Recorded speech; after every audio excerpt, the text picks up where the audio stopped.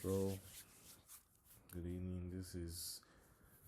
My name is Skatchy. This is for the server system security class, and the topic is the SSH protocol and OpenSSH on Linux.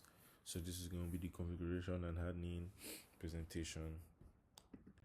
So this is the presentation objective. Like this is the goal for the presentation. We're going to be understanding SSH protocol and its purpose. We're going to go through SSH and try to understand it and why it's here, like the function. We're going to be explaining Open SSH installation and configuration. So alongside understanding SSH, we're going to be understanding and I'll be explaining the Open SSH installation process and its configuration process. I'm going to be demonstrating validation using Nmap. So I'm basically going to be showing you how to validate it using the Nmap and then I'm going to apply 3 security hardening techniques. So I'm going to basically show the 3 security hardening techniques that I chose to begin. So slide 3. So the SSH technical role. What is SSH? Secure shell. So it's a cryptographic network protocol. So it's a cryptographic network protocol. It provides secure remote access to systems over unsecured networks. So provides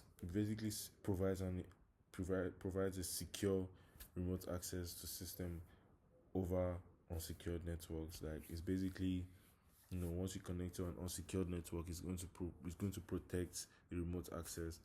Then it encrypts all communication to enhance confidentiality and integrity. So any communication done under the SSH is encrypted just to promote confidentiality and integrity, and then it's used for remote command execution and file transfers. So the SCP and the SFTP. So it's basically used for remote command execution and file transfers.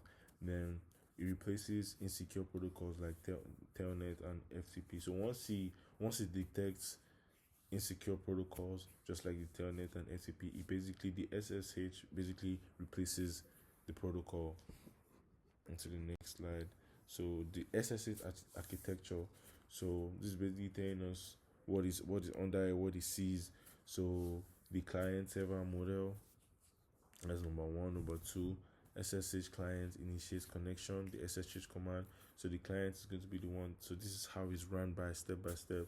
So the SSH client initiates the connection, and then the SSH server it listens for connection. So this is the SSHD. It listens for connection, and then it uses public key cryptography for authentication and session encrypted after successful authentication. So once the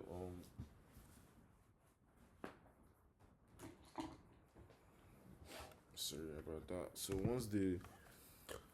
once the session is encrypted, once the authentication process is successful, it gets the session encrypted to promote confidentiality and promote integrity. Then default port and communication. So this is going to tell us how it communicates on the default port. So the SSH uses the TCP port 22 by default. So the SSH uses the port 22 by default, and then the server listens on configured ports. So you get to the default port.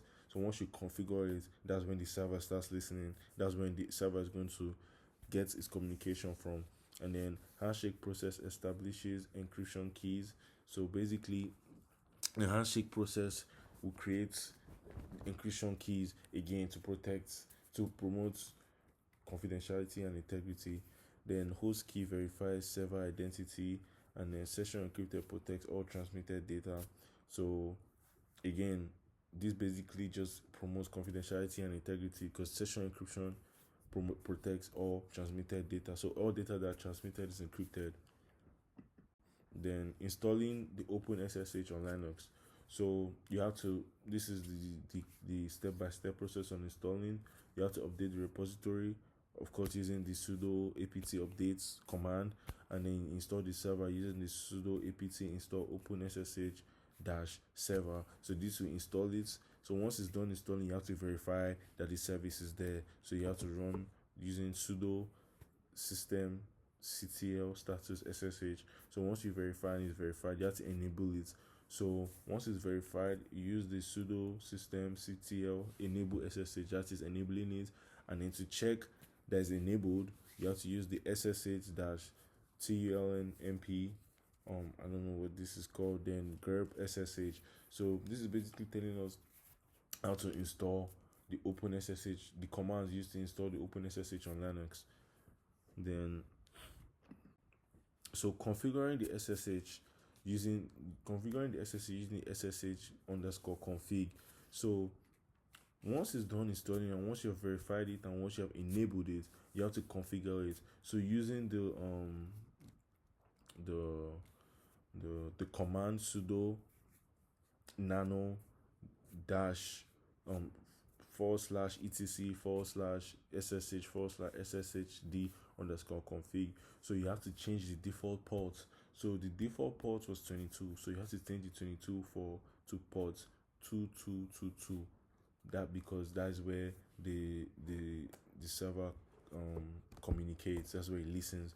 So once you've done, you have to disable the permit root login to no. You have to disable password authentication. You have to put it to no, and you have to enable the keys.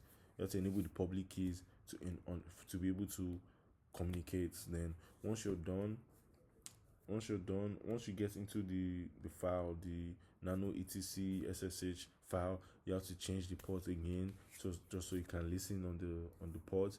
And then you have to disable the root login, you have to disable password, and you have to enable the keys. And then once you're done doing that, you have to restart the service after the changes. We all know that after every changes in Ubuntu, you have to restart it just so it can take effect. Then the SSH key authentication step setup. So you have to generate the key pair using the SSH key gen. So once it's done, this is done on your Kali. So once it's done, once you generate the key pair using the SSH key, dash key gen, so is this once you do that, it's going to enable you to create a public and private key. You're going to confirm what it is. So whatever you put, so when it's now time for you to copy the key, you have to use the command ssh dash copy dash id dash the user and then this at server IP. So this user at server IP is usually your user on Ubuntu, just so you can connect. So once you get to this part, so you replace your user with the Ubuntu user, and then at service server IP, you have to put the Ubuntu server there. So this is stored in the /ssh authentication underscore keys, and then this provides stronger security than passwords, and then it prevents brute force attacks. Then firewall configuration.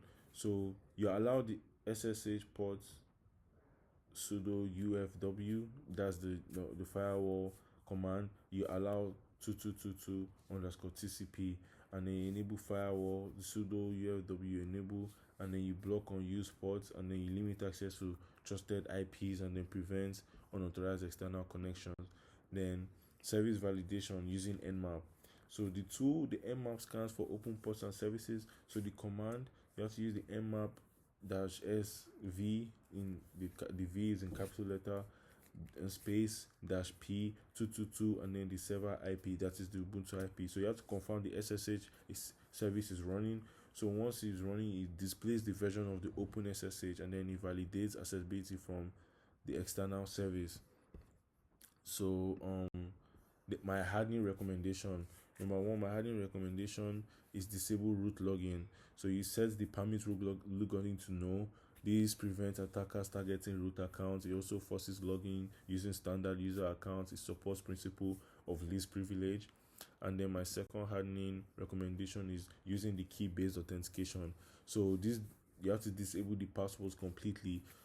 By using the SSH pairs for authentication, it's much harder to crack down password, and then it protects against brute force attacks. Then my third hardening recommendation is change the default port. We all know we have to change default port. So change the port from 22 to another value. Like the one that I used personally was the 2222.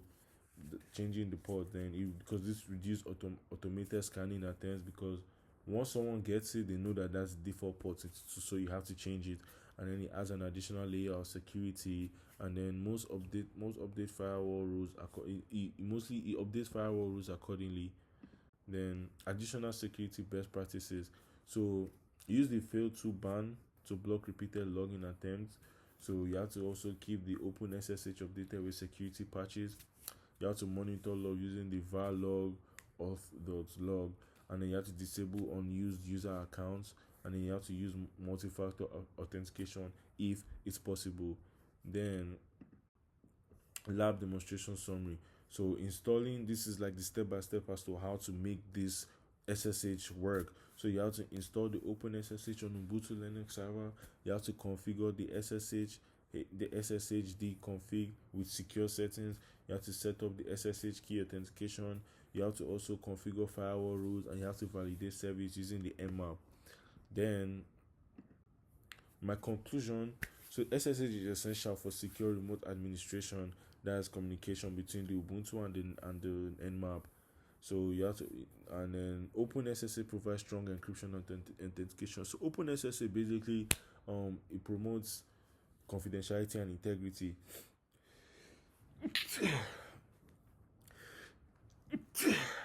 And then proper configuration is very important for security, and then hardening reduces attack surface significantly, and then validation ensures system is correctly deployed. So these are my references. Thank you for listening to me. Have a good day.